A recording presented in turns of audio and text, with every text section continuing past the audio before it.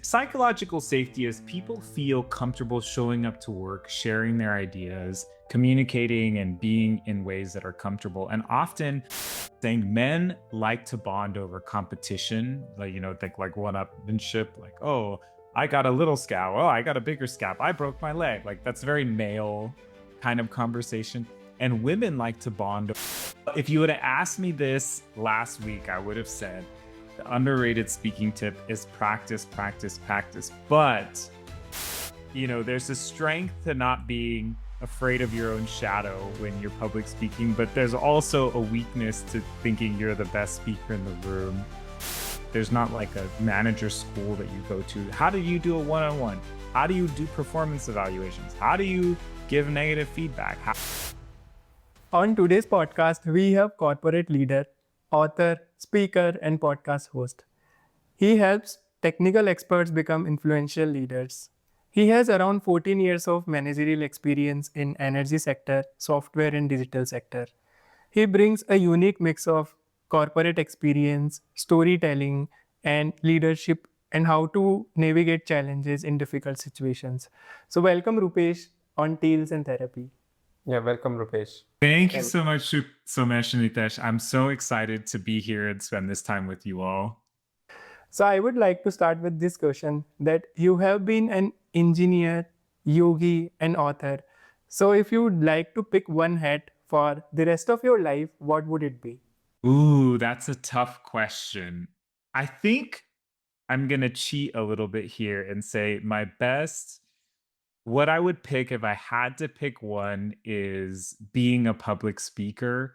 I really enjoy being on stage, communicating ideas, more so than just communicating ideas to elicit an emotion or a call to action. So I'm cheating a little bit because being a public speaker and communicator means I can still teach yoga, which is a communication, and speaking, and also be a leader in organization. So I'm going to cheat and say if I had to pick one thing to do for the rest of my life or career of the three, I would pick being a public speaker and communicator.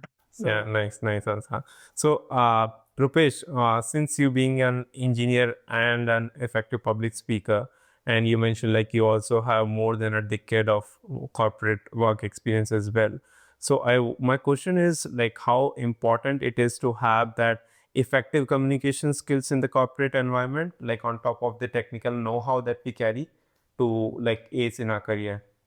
Communication is the most important skill for technical people to learn. When I was growing up in my high school and college days, and you're working in engineering, there's so much focus on calculations and the technical work.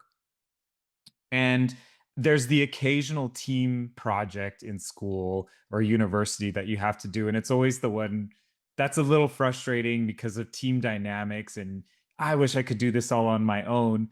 But when you get into the corporate world, it's not just about having the right calculation or having the right technical solution.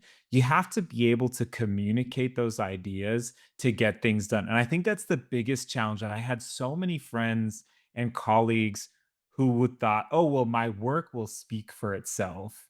And they would get frustrated when they'd see people around them who were progressing in their careers and by their estimation. And I had some of these moments too, where I would get frustrated where someone maybe wasn't as technically as strong, again, in my own opinion, but they were progressing or they were making larger moves or being more influential. And it always came down to that communication skill. And there's a quote that I put from Dale Carnegie from 1937, so almost 100 years ago. It goes something like, people who have the technical skills and can effectively communicate are the ones who are going to command the most value and the most effectively salary in the organization. So I think it's a skill that engineers often underappreciate, especially early in their career.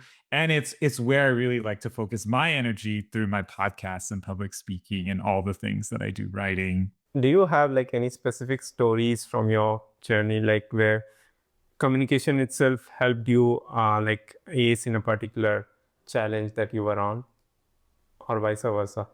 I remember, I don't know why this is coming to mind, but I remember my first engineering project I started my career in California where the environment and environmental reporting was really, really important. And for several years, where the plant and platform that I was working on was struggling with the regulator. And it was this really contentious discussion about what the plant was emitting versus what they were allowed to emit. And there was just a lot of disagreements on different things. And when I got there, again, being a young engineer, I focused on the technical details. And I solved this emissions issue and I figured out what was going on. And it was my first technical win. And I it was somewhat by accident, but that's the technical part is a separate story. But when I solved it, it didn't solve the problem. The regulator was still really frustrated. We weren't making progress with getting some permits through. And then I remember we had the opportunity to go and speak to them in person. And I put this whole PowerPoint presentation together, walking through just the fundamentals of how CO2 and carbon monoxide and NOx emissions work. And as I said in some of the writings that I do, like I've always felt like a good communicator, not great or not unforgettable, but good. I felt a spit comfort in communicating. And I remember we sat down and I walked the team through this very fundamental discussion on combustion, like your hydrocarbon plus oxygen equals CO2 and water sort of thing, like very fundamental chemistry stuff. And it landed so well. And then after that meeting, our permits got signed, everything really smoothed out. And this is a story I haven't thought about in about 15 years, but it was one of those first moments where the technical solution didn't solve the problem. We stopped emitting, Hmm. the system was working, but the regulators didn't care until we sat down, had the conversation, explained what was going on, and that changed the whole dynamic on that particular issue. So thanks for asking that because that brought up a good memory for me. And I can totally relate to that because currently I am in early career stage of my engineering, and I have also seen that sometimes like I am working on technical projects, and then if I am sharing those reports along with some PowerPoint presentations, those impacts are much more compared to if I am just sharing reports to them without communicating face to face. So that's very relatable to me as well. So Rupesh, like I have seen that you are strong supporter of Pride movement. So could you please tell us more about your journey or how you have started supporting Pride? When I moved to India in, gosh, what was it, 2021, I started working with the team. I really enjoyed being there. And I remember having this conversation with a couple of people. It was during COVID time and hearing like, oh, the Pride organization has been struggling to get started, and we've been trying to get this organization started for years and years and years. And it's just not happening. And everyone was saying no. And it was one of those moments where I have always been really engaged in the employee resource groups, whether it was like the women's organizations or when I was in the US, like the Asian Pacific Islanders kind of engineering organization, but always kind of on the outside. Like I'd be a member, a participant, but I never really got super engaged. But when I got to India, I just saw this real passion. And it was what was unique about my time in Bangalore or Bangalore Technology Center kind of at that time is there was this huge, huge growth of new hires. And if you're going to have that kind of organizational change, you need that energy and that passion from the new hires. And it's a generational shift. And it was really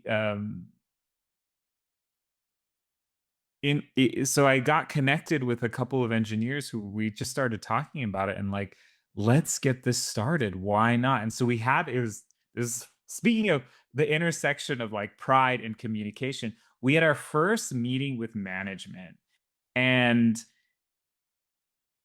the angle that usually these ERG, employee resource groups, pride take is like, well, this is the business impact that having this ERG, employee resource group, pride, whether it's LGBT plus or women, or you pick the diversity group, is all about business. And the lead country manager, I forget the title at the time, was like, that was kind of a soulless. He pulled me aside and was like, that was kind of like a soulless meeting. I don't. He was more human focused as well, which I didn't appreciate that at the time. And he was like, why? It just doesn't seem like you guys really care about this. So the next meeting, we brought a lot of different individuals and we had them share their stories about discrimination or fear, or how they present themselves in the workplace and why, and how much energy it takes to show up in certain ways and not others. And this was all during COVID time. So these were really sensitive topics and really high energy topics. So it was a really interesting moment getting involved in Bangalore, in India, because of the experience and the youth and energy in the organization.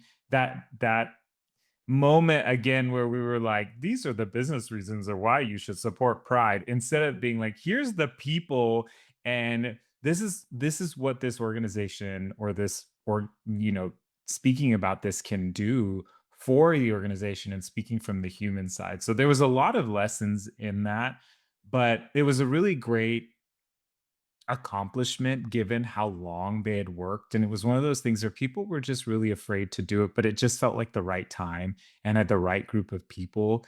And we got it going. And I keep in touch with the team once in a while, and these organizations sort of ebb and flow. But I was really proud to encourage that generation of new engineers, campus hires, and a couple years out to start the organization and get it going. That Yeah, sure. Yeah, just on the same aspect, Rupesh. So when we talk about gender diversity, inclusivity in the corporate environment, we have this term called psychological safety. Like, it's not about just including them; it's also about making them feel included in the same environment. So how one individual can have that, build that psychological safety for people in the work environment. psychological safety is really important in the work environment, but there's this tension that I want to describe that I haven't quite articulated myself, which is psychological safety is people feel comfortable showing up to work, sharing their ideas, communicating, and being in ways that are comfortable. And often, whether you're a woman or LGBTQ plus, or even like in my case, I was uh, an American born Indian, but in a working in environments that were predominantly white. So that, even that is a bit of a, you pick your pick your diversity angle, but it is harder for us to speak up, because when you're in those spaces, you're masking, you're trying to, you're putting energy towards communicating in ways that you will be heard, and that is can be challenging. The flip side is, and again, I haven't fully articulated this for myself. You are in a corporate environment and there is always a bit of expectations on the person. So when someone says like, oh, there used to be this thing, it just left my mind, but it was like, come as you are, or like bring your whole self to work, bring your whole self to work. I think that's a very privileged perspective, because I think it only applies to certain groups.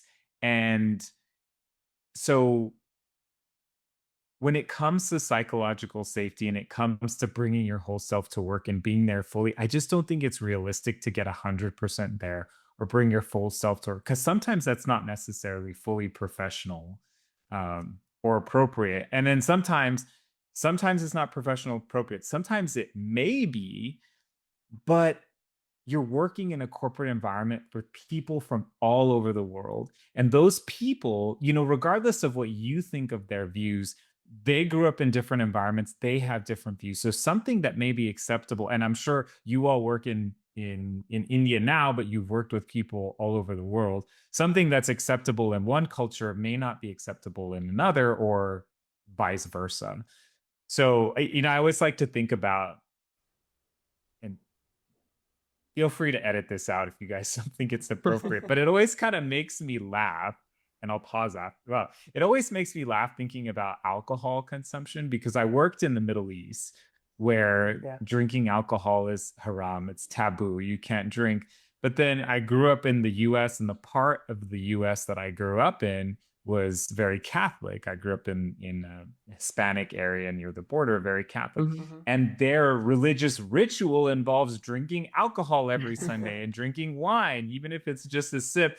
And it always makes me laugh thinking about those things, because the point is we may feel prejudice or we may feel certain ways about certain views, but there's generational differences, there's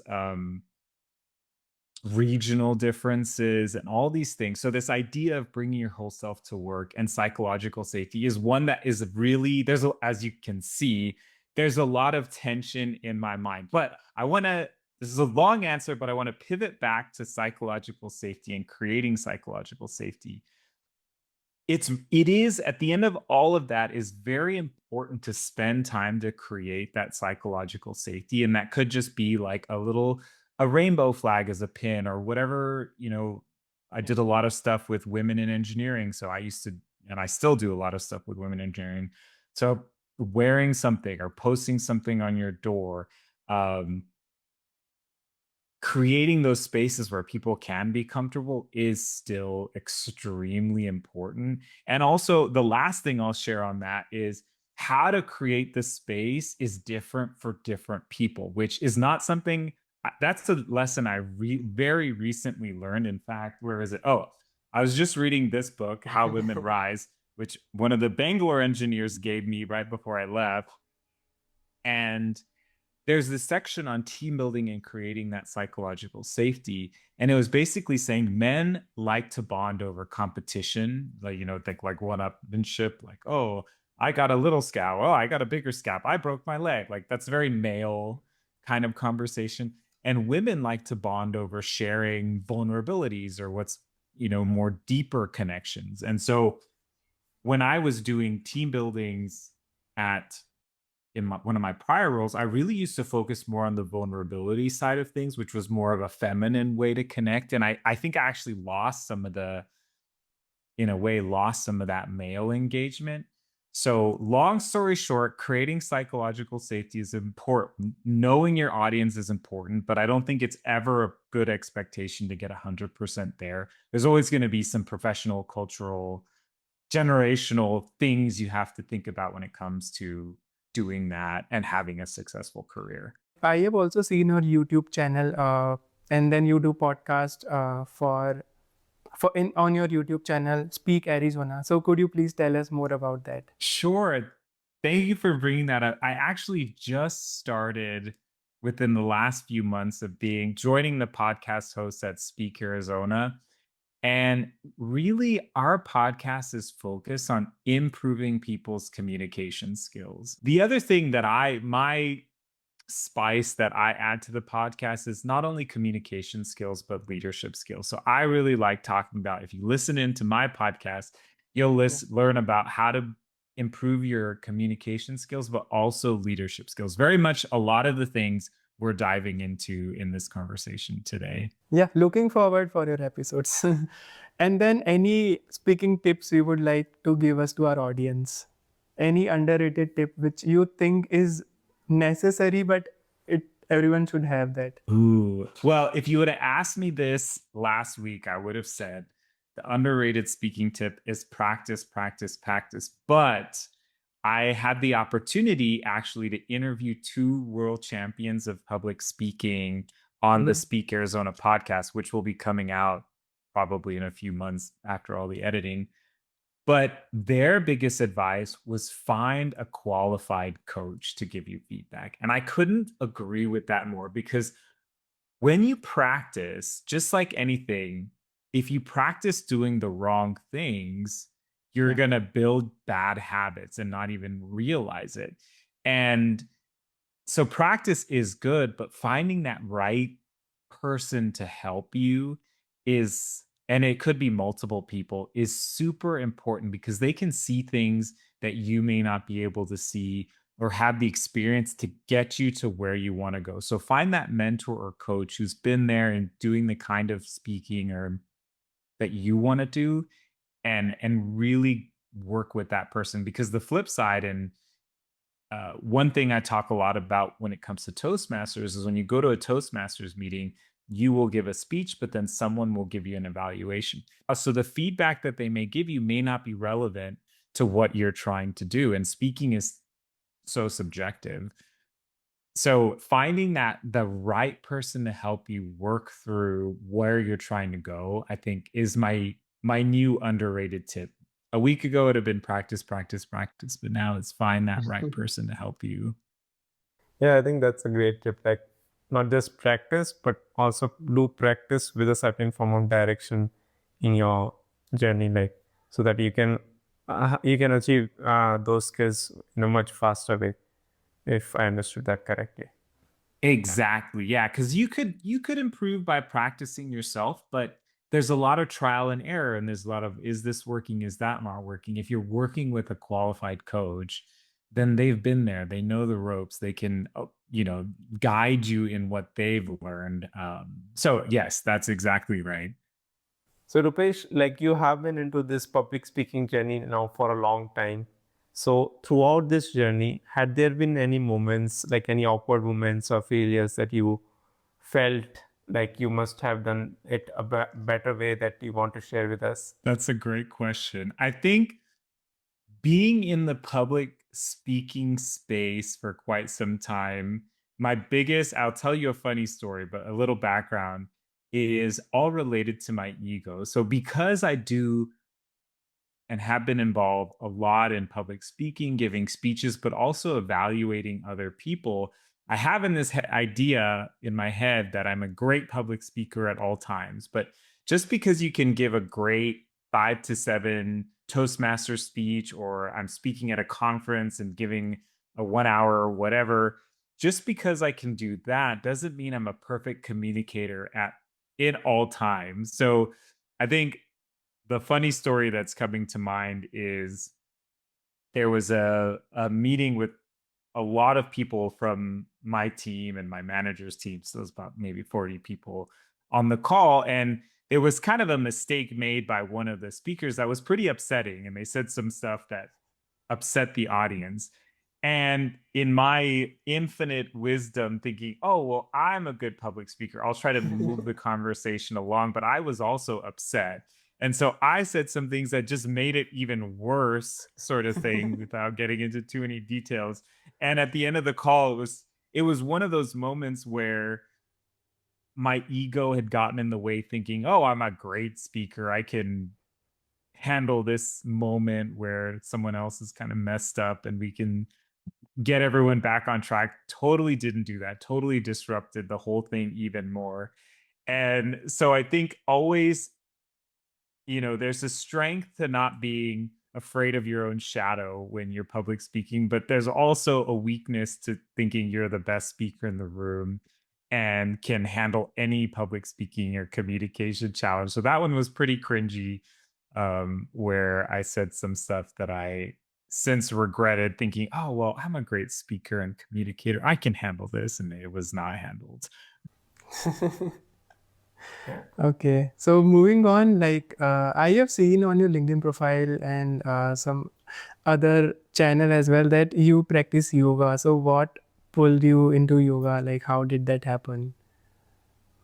The first time I practiced yoga was in 2011. And one of my friends, I was in California again, and one of my friends at the time was trying to impress some girls. So he's like, hey, let's go do this yoga thing. So I ended up doing a Bikram yoga class, never done yoga before. And Bikram yoga is at it's now, because of all his problems, I don't call it that anymore, but it's 105 degrees and they've got 100% humidity, and it's this hour and a half long class, and it was really crazy. And I probably got through 20 minutes of the class before I had to sit down because I was so dizzy and it was so hot. And but as I looked up while I was laying on the ground, seeing all these people doing these amazing poses, I was like, wow, this is pretty cool. And it was a challenge. And so the next day I signed up and I went back and I went back and I got really into just a personal practice of doing this set of 26 postures. And then I moved to the Middle East in Doha years later, and they didn't have, funny enough, they didn't have hot yoga, at least where I lived in the Middle East. So then I started getting exposed to vinyasa flow and just different kinds of yoga. And moving around a lot, I came back to the US and the pandemic hit.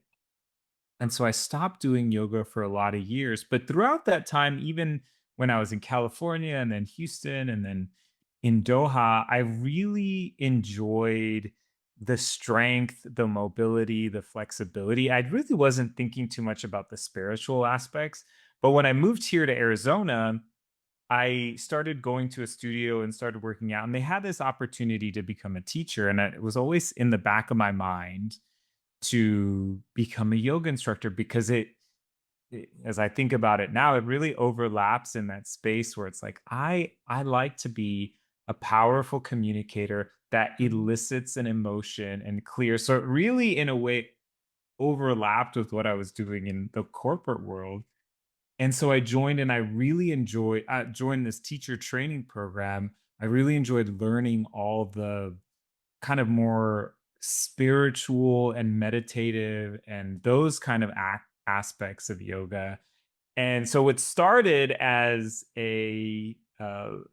one of my friends trying to impress some girls on a weekend has really grown into a physical and mental and spiritual practice for me, becoming a teacher and now teaching. And now I have the opportunity to teach. I teach at a little community center here in Arizona. And as things go, I sort of didn't get the class that I wanted. I actually teach chair yoga, which is another challenge for me because I am fully mobile. I'm so used to doing the very physical practices of yoga. Mhm. Teaching yoga in a chair to people of different mobilities is a totally new experience. And so it's just continuing that journey of learning and communicating and having fun. So it's been a really fun journey to kind of think and reflect on how I started and where I am now.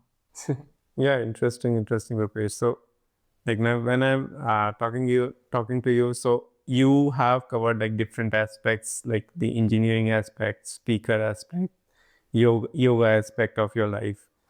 Do you see any like a common thread passing through all of these aspects, or like holistically, if you look at it, like any common threads that you see? The common thread for me is I get a lot of energy from coaching, mentoring, or helping other people grow.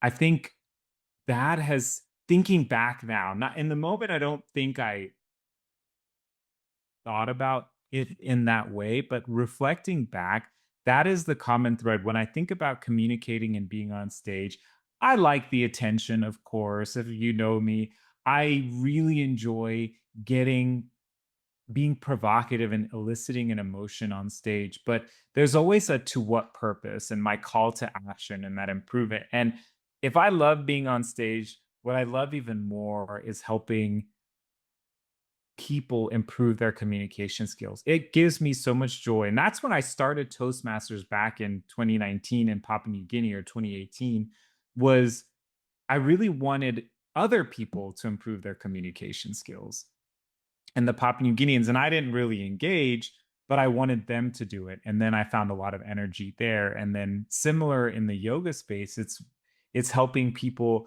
clear their minds, connect their mind, body, and soul, improve maybe a physical or a flexibility or a strength thing, or even in myself, and learn. So I think helping people and learning has been a common thread in my engineering, managing, public speaking, and even now with my newsletter, Leadership in the Wild, I really want to share. When you become a manager for the first time, nobody tells you how to do it. There's not like a manager school that you go to. How do you do a one on one? How do you do performance evaluations? How do you give negative feedback? How do you create a strategy to get budget money from your boss. It's all things you kind of learn how to learn on the job.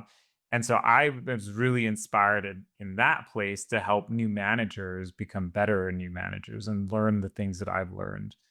And so I think that's the thread, being that helper, that coach. And I get energy from seeing others. Before ending this podcast, Rupesh, so I also wanted to ask you one last question. So for our viewers, let's say if someone is on to their leadership journey where they want to be a leader in coming future, any specific tips you have or any advice that you have, that some small habits that they can incorporate in their life to achieve their goals faster? What has made me successful in my work is taking ownership of the opportunities that you see. So when you're working, your boss or your manager, your team, you've got some set things to do. And to be successful, you do them. You need to make sure that you're doing what needs to be done with your teams and leadership and all these things.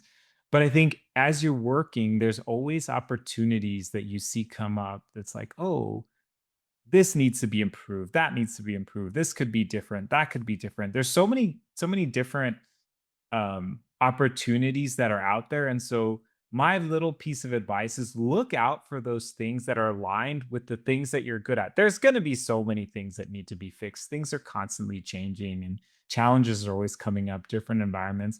But find that place where you can make the biggest impact and take ownership and start leading in that space. You can't do it on everything. You need to make sure your base job is done. That's number one. But to be a leader, I think, in moving into that space and get recognized is to start looking out for those opportunities. Find one that aligns with your skill set and what you're really good at and what brings you energy, because you're going to be doing a little extra, and then take those things on, because ultimately that's what that leadership is taking on problems and helping bring teams together to solve problems that are there that everyone else is like, oh, I don't want to deal with that.